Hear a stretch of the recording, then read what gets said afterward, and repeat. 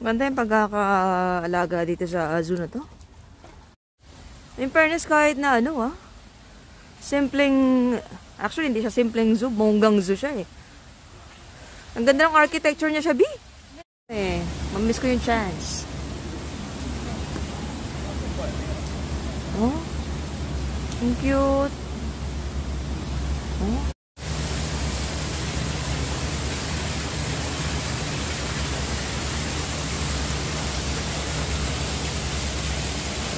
Ayan. Ayan, oh. Kapag may emergency, naka-ready na agad first aid. Meron din silang telepono. Oh. Ang galing, di ba? Ba't kasi nilalagyan nila ng ng harang ng ganyan? Kahit salamin-salamin na lang sana. Okay? Sa lahat ng zoo, ito yung may telepono in case of emergency, oh. Saan ka? Di ba? Awesome. Hanapin natin yung koala. Koala, koala. Koala, koala.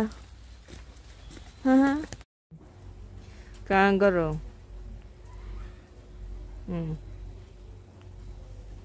At least hindi po ito yung nakita natin, di ba?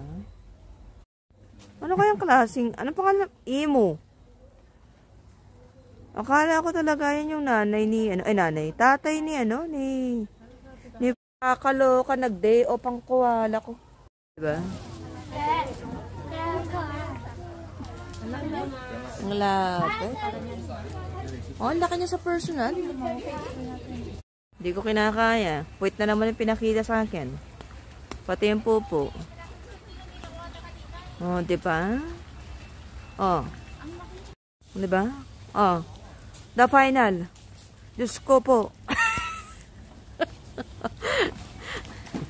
Bird, bird, bird, bird, bird. Galing. Flamingo, flamingo.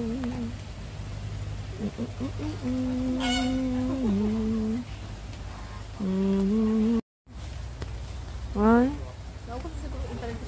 Ang galing. Nakatayo sila isang paalam. Awesome. Ang ganda, ang lapit. Puti ah? Oo. Ang laki. Hindi ko na kailangan i-zombie. Oh, nakita niyo na yung tatay ni Po. Oh. Makaka-relate lang sa akin yun, nanonood ang Kung Fu Panda. Yan yun. Oh, bakit nandito yan? Ha? Anong ibig sabihin na to? Level niya, nasa yellow na siya. Oh. Ayun o. Di ba yung mga lalaki yung mga makukulay? Ayun o, may